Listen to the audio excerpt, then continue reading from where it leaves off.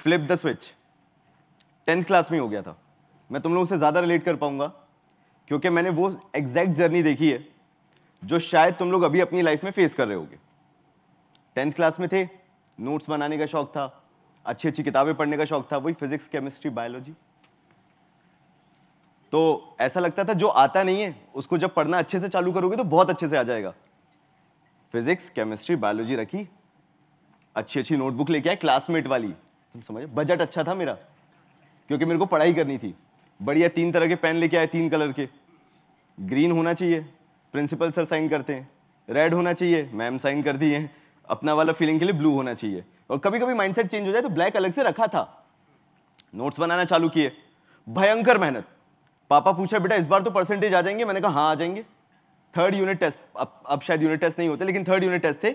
Cheating की थी मैंने बैग रख के साइड में। 83% आ गए थे। पिताजी भी गलत फहमी में थे कि इस बार तो बच्चा कर लेगा। बोर्ड्स हुए 59.8%। मैंने कहा हो गया, मैं करियर खत्म है। क्योंकि मेरे सारे दोस्त जा रहे थे पीसीएम में, मेरे को पता नहीं था करना क्या है। मेरे को तो यही पता था कि अच्छी किताबें रख के अच्छे नोट्स बनाए जाते हैं। अब वहां से ट्रांसफॉर्मेशन चालू हुआ। कॉमर्स में आया क्योंकि मेरे पापा कॉमर्स के टीचर रहे, 25 साल उन्होंने टीचिंग की, उनको पढ़ते देखा, पढ़ाते देखा। मैं कॉमर्स में एंटर हो गया। मैंने भी पढ़ना चालू किया, मजा आने लगा। पहली बार ऐसा कुछ था जो समझ में आ रहा था। क्यों? क्योंकि पैसे की बात थी। तो इसलिए मैं बोल रहा हूं, तुम मुझसे रिलेट ज्यादा कर पाओगे। पैसे की बात अच्छा लग रहा था क्योंकि तब हमारे वोडाफोन के रिचार्ज आते थे, घिस घिस के हम 5 रुपए का रिचार्ज कराते थे, 500 SMS मिलते थे। शानदार फीलिंग थी वो। तो वहां से मेरे को पता था कि हिसाब किताब अच्छा लगता है क्योंकि मेरे को महीने के मिलते थे 50 रुपए।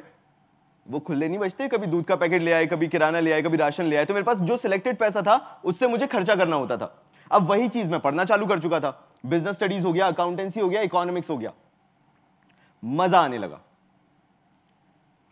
अब दोस्त तुम कॉमर्स में कैसे बनाते हो मैं बताता हूं। पहले वो कोचिंग की फीस बचाएंगे। उन्हें कोचिंग नहीं जाना है क्योंकि कोचिंग के टाइम पे वो आराम से मजे मार सकते हैं। तो उन्हें क्या करना है? तुम्हारे साथ बैठ के पढ़ना है। वो क्या बोलते हैं?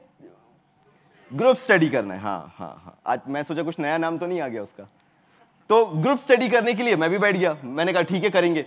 अब मेरे दोस्त इतने शानदार कि जब क्लास में पढ़ाया जा रहा है तो मुंह खोल के सो रहे हैं और घर आ रहे हैं, बोले भाई शाम को तेरे आ रहा हूं, पढ़ाई करेंगे अपन। मैंने कहा ठीक है। अब मैं पढ़ाने में लगा हुआ, मेरे घर पे भी आए, मेरे सारे स्नैक्स भी खा जाए, मैं पढ़ाऊं भी उनको। तब मुझे समझ में आया यार इसमें तो मजा आ रहा है क्योंकि वो मेरे से बात करे। मतलब मेरे दोस्त मेरे से बात ही इसलिए कर रहे हैं क्योंकि मैं उनको पढ़ा रहा हूं, क्योंकि जरूरत पड़ रही है मेरी। मुझे इंपॉर्टेंट फील होना चालू हुआ पहली बार लाइफ में। क्योंकि 10th में मैं मतलब भयंकर पिटा था। Flip the switch. पिताजी ने मारा और बोला तेरे से साइंस नहीं होगी। मैं कहा स्विच फ्लिप खत्म, क्वेश्चन ही नहीं करना। मार खाने के बाद तुमने पापा से कभी बात की है? नहीं साइंस करूंगा। करके देखो तुम्हारा फिर बटन बंद कर देंगे वो। तो मेरे साथ भी वही हुआ। मैंने कहा आप जो बोलो वो करेंगे। मैंने बस ये बोल दिया। अब देखो 11th 12th का बच्चा स्ट्रेटेजी बनाता है कि तुम्हारा सबसे ज्यादा फायदा कैसे हो। कॉमर्स का बच्चा, मैंने पापा को बोला पापा देखो कॉमर्स में करूंगा लेकिन कुछ स्पेशल नॉलेज होना जरूरी है। पापा बोलते हैं हाँ सही बोल रहा है, मैथ्स ले ले। मैं कहा नहीं, मैं कहा कुछ इंपॉर्टेंट होना जरूरी है जो फ्यूचर के लिए अच्छा हो। कंप्यूटर दिलवा दो, मैं कंप्यूटर्स ले लेता हूं और कंप्यूटर चलाऊंगा मैं। पिताजी तो हमारे ही हैं, समझ गए कि कंप्यूटर आएगा गेम खेलना चालू करेगा। उन्होंने वो भी हटवा दिया, हिंदी दिलवा दिया। बोला तू यही ले ले, इतना कर लेना कि पास हो जा। तो जब ये सब सिनेरियो चल रहा था, मैंने पढ़ाना चालू किया, इंपॉर्टेंट फील करना चालू किया। मुझे लगने लगा कि मैं कुछ लोगों के लिए तो इंपॉर्टेंट हूं। मैंने दिन रात एक कर दिया उनको पढ़ाने में। मुझे भी मजा आने लगा। जब 12th का रिजल्ट आया मैं तो तैयार बैठा था। मैंने कहा 12th का रिजल्ट आ रहा है। तुम लोगों ने भी वो देखा होगा, ये अलग ही लेवल पे खौफ रहता है। तुम्हें मालूम है तुमने अच्छी पढ़ाई की है, तुम्हें मालूम है तुम पूरी तरह से तैयार हो, तुमने सब कुछ किया है। लेकिन मैं ओवर कॉन्फिडेंस 10 से लेते हुए आया था तो मुझे मालूम था थोड़ा बहुत प्लस माइनस होगा लेकिन वहीं के वहीं आएगा। मेरी रैंक 1 आ गई। मेरे पिताजी बार बार पेज को रिफ्रेश करे जाए, बोले ये तुम नहीं हो, ये क्या कर दिया। मेरे को भी मैं खुद रिफ्रेश कर रहा। मैंने कहा ये हो ही नहीं सकता। फिर पापा बोलने लगे एक काम करते, वो रिव्यू के लिए भेजते ना, चेकिंग के लिए। मेरे पापा अफसर हैं, फाइनेंशियल अफसर हैं। वो बोलते सच्चाई से कमाओ। मैंने कहा सच्चाई से कमाया है। बोलते हो ही नहीं सकते तुम। उन्होंने वो रीचेकिंग के लिए भेज दिया पैसे देके। बोलते नहीं ये तुम्हारा नहीं है, कुछ ना कुछ गड़बड़ हुई है। आ गया वापस, वही हूं, मैं ही हूं। अब तुम समझो, मेरे पिताजी तैयार नहीं थे कि करूं क्या मैं इसके लिए तो मैं मेंटली प्रिपेयर्ड नहीं था। 2-4 दिन पहले उन्होंने डंडा लाके रखा था, रिश्तेदारों को बता दिया था कि भैया इसका रिजल्ट आ रहा है ना। मैं भी तैयार था। मैं तो इमेजिन कर लिया था कौन से कमरे में पिटूंगा, कितना पिटूंगा, कहां से भाग सकता हूं, एस्केप क्या है, बालकनी ढूंढते हैं जैसे हम।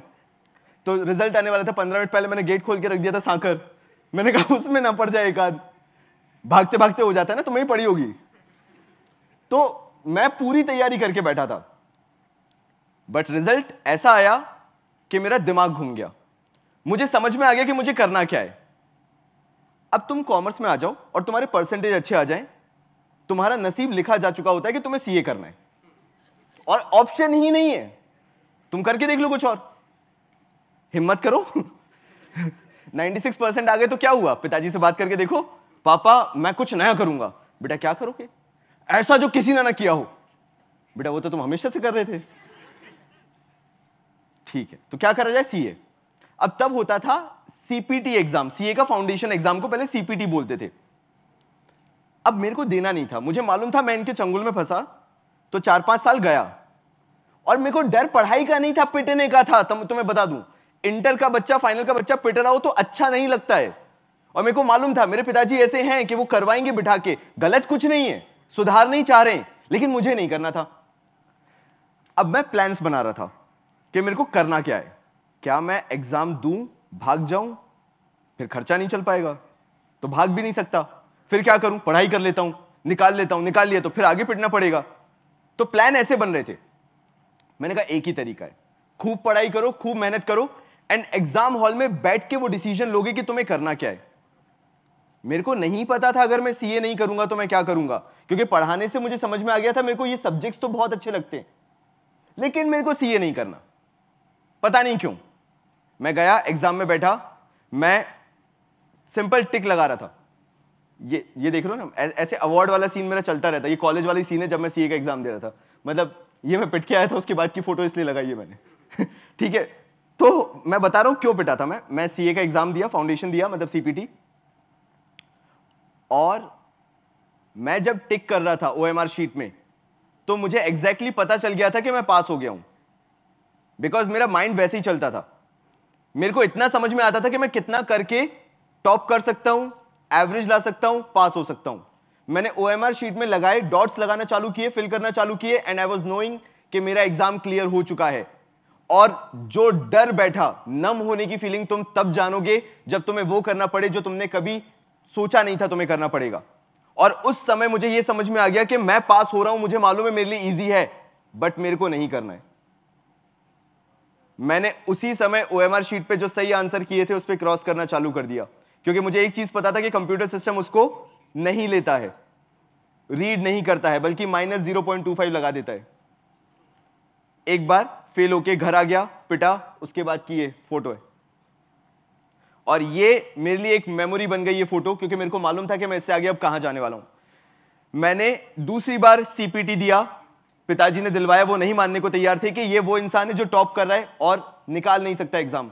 मैं दूसरी बार जाके फिर जानबूझ के क्लियर हुआ, मतलब फेल हुआ, मैं अपने हिसाब से क्लियर हुआ, मतलब मेरे को सीए नहीं देना है। मैं पिताजी हार मानने, तुम्हें लगता है पिताजी हार मानेंगे? वो तीसरी बार भी हार नहीं माने। उन्होंने कहा जाओ, थर्ड टाइम भी देके आओ, तुम निकाल लोगे। मैं फिर से फेल होके आया। अब चौथा आखिरी अटेम्प्ट बचा था। पिताजी को भी पता था आर्या पार, मुझे भी पता था आर्या पार। मैं चौथी बार भी फेल होके आया और मेरे चारों सीपीटी एग्जाम में 100 पासिंग होता है, सब में 96, 97, 98 ये मार्क्स थे। उस दिन मेरे पापा समझे इसको करना ही नहीं है, तभी ये कर रहा है। उसी दिन जब मैं चौथी बार फेल हुआ, मैंने डरते हुए बताया, पापा मैं घर घर जाके पढ़ाना चालू कर चुका हूं। उनके दिमाग में बस एक ही बात थी, पढ़ा ले, तेरे को पढ़ाना है, कर ले अपने मन की, बट कुछ ऐसा प्रोफेशनल तो कर ले जो तेरे लिए जरूरी है लाइफ में। मैंने कहा पापा जरूरत बताइए आप क्या है। उन्होंने बोला जॉब मिल जाएगी अच्छी। मेरे को जॉब ही समझ में नहीं आता, दिक्कत ही है। मैं ये नहीं कह रहा खराब है, मैं बस ये कह रहा हूं कि मेरे समझ से परे है कि मैं किसी और के लिए काम क्यों करूं जब मैं अपने बेहतर के लिए काम कर सकता हूं, अपने बेटरमेंट के लिए काम कर सकता हूं, अपने लिए कुछ अच्छा कर सकता हूं। मेरे को उस टाइम से समझ में आने लगा था जब मैं थोड़ा बहुत पैसा भी बचा के कुछ अच्छा कर लेता था कि मेरा माइंडसेट वो बिजनेस वाला है। मेरे को वेल्थ बढ़ानी है, मैक्सिमाइज करनी है, अपना माइंडसेट बढ़ाना है। मेरे को मालूम था कि जहां मैं किसी एक स्पेसिफिक फोकस में गया, मेरा वो फोकस बन के रह जाएगा और मैं उसके बाहर नहीं सोच पाऊंगा। क्योंकि जब भी मैं किसी सब्जेक्ट को लेकर या किसी प्रोफेशनल कोर्स को लेकर पढ़ने बैठता था, मेरे साथ एक बहुत बड़ी दिक्कत होती थी कि मैं उसके अलावा कुछ और नहीं सोच पाता था। और इसलिए मैंने सीए करने की जब पिताजी ने जब ठानी, मैंने मना कर दिया, मेरे से होगा ही नहीं। कैसे? By the way of my actions. और उसके बाद मैंने दिन रात काम करना चालू किया कि मेरे को पढ़ाना ही है। मेरे को जर्नी नहीं पता थी मैं कहां पहुंचूंगा, और मैं आज भी बहुत खुश हूं। मेरे को नहीं पता मेरी लाइफ मुझे आगे कहां लेके जाएगी। मैं सक्सेसफुल कंपनी आज के टाइम पे रन करता हूं, लेकिन आज भी मैं उतना ही क्लूलेस हूं जितना शायद मैं 12th स्टैंडर्ड में था। एंड शायद वही मुझे वो बनाता है जो आज मैं हूं, जिस लेवल पे आज मैं पहुंचा हूं। क्योंकि आज भी मैं उतना ही रिस्क लेने को तैयार हूं जितना 12th क्लास में था। मेरी जर्नी में एक ऐसा पॉइंट आया था जब मैं पढ़ा रहा था, मेरे पास इतना पैसा नहीं था कि मैं अपनी बाइक में एक हेडलाइट लगवा लूं या मैं अपने लिए एक अच्छा सा रेनकोट खरीद लूं। मेरी इतनी बुरी हालत हो गई थी, लेकिन मेरा खुद का डिसीजन था कि मेरे को तो पढ़ाना है। अब उसमें फाइनेंशियल क्राइसिस आएगा तो किसी और के सामने जाके थोड़ी ना रोगे। मम्मी पापा सिक्योरिटी चाहते हैं, उनका सिर्फ एक गोल है। वो तुमसे एंड में क्या बोल देंगे? कितना सेफर प्ले करते हैं, माँ बाप ले लो, टीचर ले लो, तुम्हारे आसपास के सोसाइटी के लोग ले लो, कितना सेफर प्ले करते हैं। वो क्या बोलेंगे? पढ़ाई कर लो, अच्छे से पढ़ाई करो, अच्छी जॉब लग जाएगी। कौन सी? वो नहीं बताते। क्या पैकेज होगा? वो नहीं बताते। कितना कमा लोगे? वो नहीं बताते। क्या फाइनेंशियल सिक्योरिटी होगी? वो नहीं बताते। जॉब लग जाएगी। मेरे को उसी से डर लगता था। मेरे को स्पेसिफिक तो दो, कौन सी कंपनी होगी, कितना पैकेज होगा, मैं आगे कितना ग्रो करूंगा, मेरी ग्रोथ कैसे होगी, कुछ नहीं बताते थे। जॉब लग जाएगी अच्छी। मेरे को बहुत डर लगता था उससे। मैं इससे अच्छा खुद अपना रिस्क ले लूंगा। क्योंकि मैंने किया, 7 साल जॉब किया, मैंने रगड़ रगड़ के जॉब किया, लेकिन मेरे को नहीं समझ में आया, मैंने छोड़ दिया। तो जब वो मौका था, जब मैं किसी को पढ़ाने जा रहा था उसके घर पे, बारिश हो रही थी, हेडलाइट नहीं थी, जाके टकरा गया, बारिश में रो रहा और रोते रोते हंसने लगा। मैंने कहा हाँ, मजा तो आ रहा है। तुम समझ रहे हो?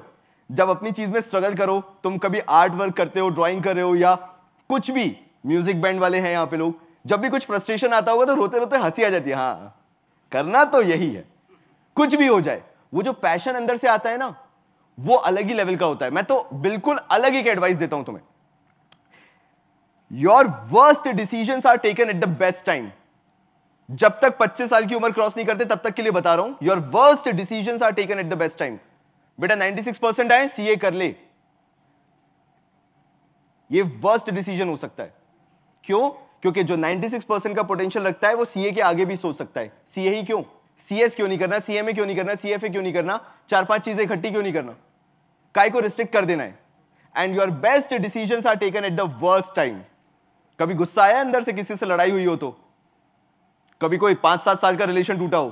तू देख लेना, वो अगर उस जो एंगर है उसको चैनलाइज करना सीख लिया ना, मैं तो वही सीखा था।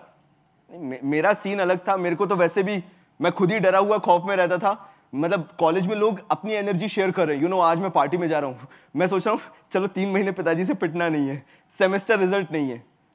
मेरा अलग सीन था।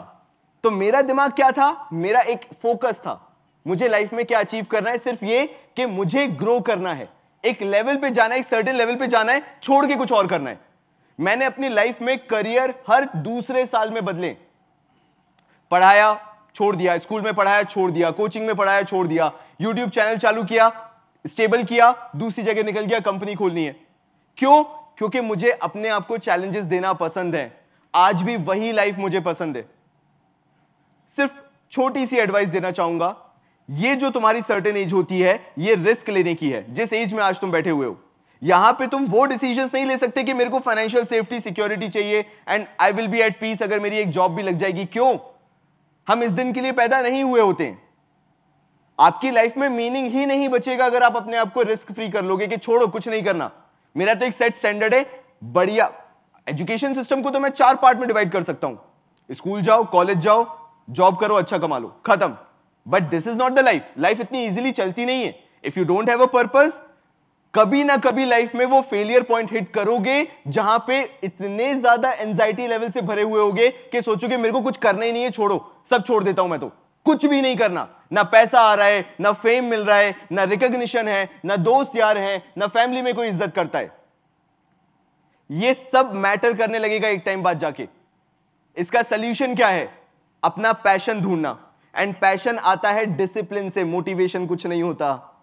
मोटिवेशन 4 दिन रहता है, मेरा भी था जब मैंने क्लासमेट की किताबें ली थी, 4 दिन का मोटिवेशन था। हर कॉपी के 4 पन्ने ही भरे थे, बढ़िया बादल बना बना के, पत्तियां बना बना के, यू नो पता नहीं क्या क्या चार्ट्स बना लिए थे मैंने, वो आज भी याद नहीं है, तब भी याद नहीं थे। तो मोटिवेशन कुछ नहीं होता, डिसिप्लिन होता है। मैंने बोला, मैं बारिश में बैठा हुआ था, एक्सीडेंट हो गया था, पांव चला था, मैं हंस रहा था। क्यों? Because I was feeling good. वो डिसिप्लिन था मेरे अंदर का जो बोल रहा था तेरे को करना यही था, अब क्या दिक्कत है, क्यों परेशान हो रहा है। और मुझे आज भी उतनी खुशी होती है जब मैं स्टेज पे चढ़ता हूं और तुम सबको समझाता हूं कि जो करो अपने मन की करो।